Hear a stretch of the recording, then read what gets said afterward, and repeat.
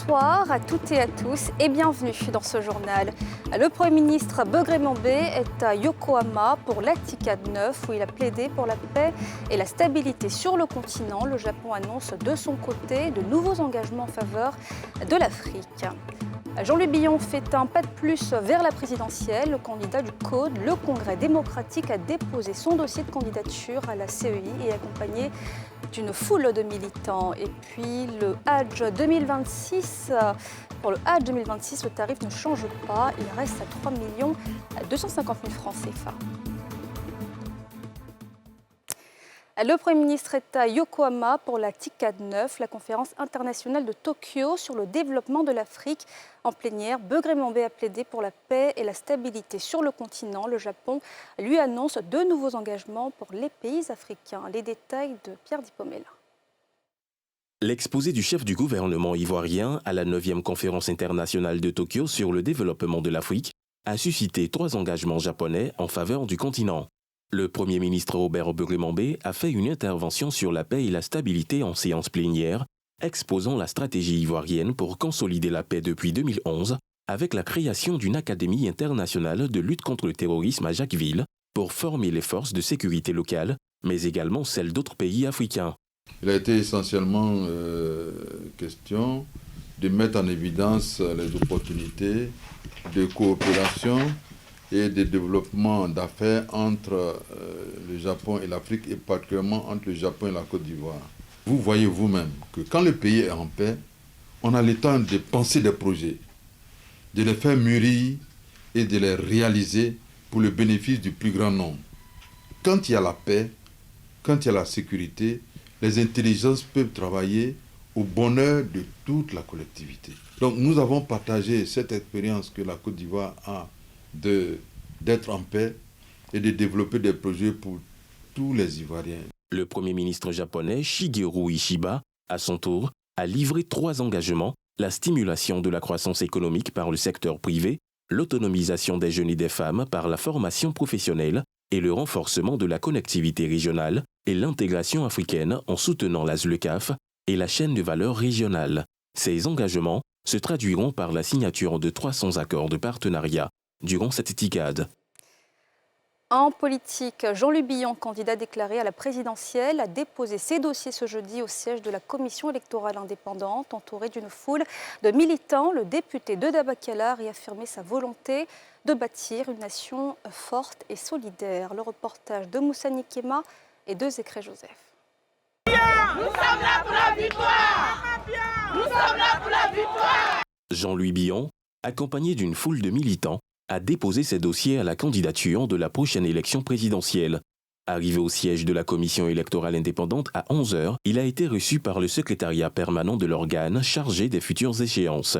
Le secrétaire permanent de la commission électorale indépendante, sous-signé, atteste par la présente avoir reçu des mains de M. Billon Jean-Louis Eugène, le 21 août 2025 à 11h45, le dossier de candidature de M. Billon Jean-Louis Eugène, candidat à la candidature à l'élection du président de la République.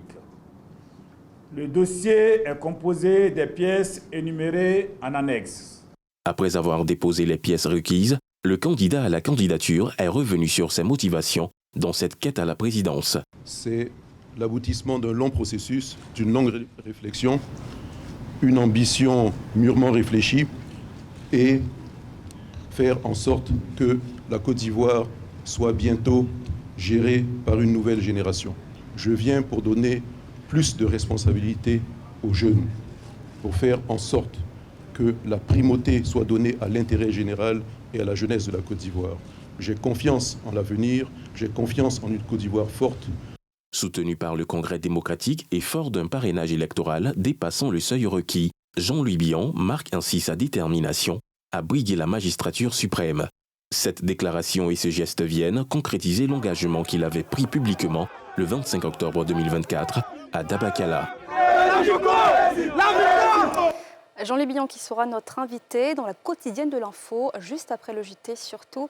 Restez avec nous. Une nouvelle génération d'entrepreneurs ivoiriens viennent de lancer un think tank dénommé Horizon Haut 2025-2030. Leur ambition, connecter technologie, innovation et action politique pour contribuer à la transformation de la Côte d'Ivoire aux côtés du RHDP. Le reportage de Faltia Koulibaly et de Fulgence Kissédou.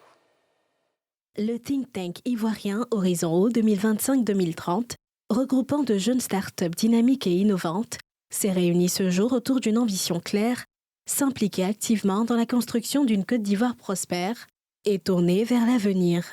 À travers cette initiative, ses membres affirment leur volonté de s'engager aux côtés du Rassemblement des oufettistes pour la démocratie et la paix, RHDP. Faire le pont entre la politique et la technologie pour permettre à ce qu'on puisse non seulement faire avancer les initiatives, mais être force de proposition, capable de pouvoir dire ce dont réellement nous avons besoin. C'est pour ça que vous voyez dans l'ensemble de nos slogans, c'est avec nous, pour nous. C'est prendre les décisions avec nous, parce que nous saurons mieux expliquer nos problématiques, nous faire accompagner, guider les décideurs politiques à vraiment centrer l'accompagnement de la jeunesse, parce que ce qui se fait aujourd'hui sans nous, nous estimons que c'est contre nous. Nous sommes à l'approche d'échéances importantes, c'est de savoir comment ce mouvement, comment ce laboratoire d'idées pourra contribuer efficacement et activement à la campagne électorale et surtout être vraiment, en ce qui me concerne pour moi, c'est une ambition, être vraiment un vecteur de décision et une force de proposition. Horizon Haut incarne l'espoir d'une génération prête à relever les défis de demain. En conjuguant innovation, expertise et engagement politique, ce think tank offre une véritable plateforme pour transformer les idées en actions concrètes au service d'une Côte d'Ivoire en pleine mutation. Et Siaka Diakité a été élu ce jeudi président du conseil d'administration de l'organisation interprofessionnelle agricole de la filière café-cacao à l'issue de l'Assemblée générale constitutive tenue à Yamoussoukro. On en sait plus avec Salif Yalekoué dans cet élément. La capitale politique ivoirienne Yamoussoukro a abrité la mise en place de l'organisation interprofessionnelle agricole, OIA, de la filière café-cacao. Ces assises ont réuni l'ensemble des acteurs de ces deux filières stratégiques pour l'économie ivoirienne, à l'issue desquelles Siaka Diakité a été désigné comme le premier responsable de cette interprofession. Nous, on va travailler pour tous ceux qui sont dans les chaînes de valeur, qui est dans les OIA. On est là pour tout le monde. Tout à l'heure, on va faire notre bureau. Si on finit d'installer des bureaux, on va se mettre à travailler pour tout le monde. On n'est pas là pour défendre une seule personne, mais une seule collège. On travaille pour tout le monde. Cette interprofession a été mise en place à l'issue d'un processus mené par un comité technique OIA Café Cacao, marqué par d'intenses activités d'information, de sensibilisation et d'échange avec les acteurs de la filière Café Cacao, d'identification et de vérification de données de leur représentativité. La seule interlocutrice de cette filière pour l'État de Côte d'Ivoire, c'est le conseil d'administration de l'OIA, par la voix de son président. Désormais, personne ne pourra aller devant les radios, les télés, pour dire au nom des producteurs café cacao. La seule personne habilitée, c'est le président de l'interprofession, ou alors la personne qui l'aurait mandaté à cet effet. L'interprofession de la filière café-cacao en Côte d'Ivoire est une nouvelle organisation qui vise à structurer et à unifier les acteurs de cette filière stratégique, notamment les producteurs, les acheteurs et les transformateurs. Et je vous le disais en titre, le coût du Hajj reste inchangé pour l'édition 2026. Le 5e pilier de l'islam est fixé à 3 250 000 francs CFA comme l'année dernière. Et les détails sur le chronogramme ainsi que les inscriptions vous seront communiqués dans les prochains jours. Le reportage de Salif Yalekoué et de Cheikh Bleu.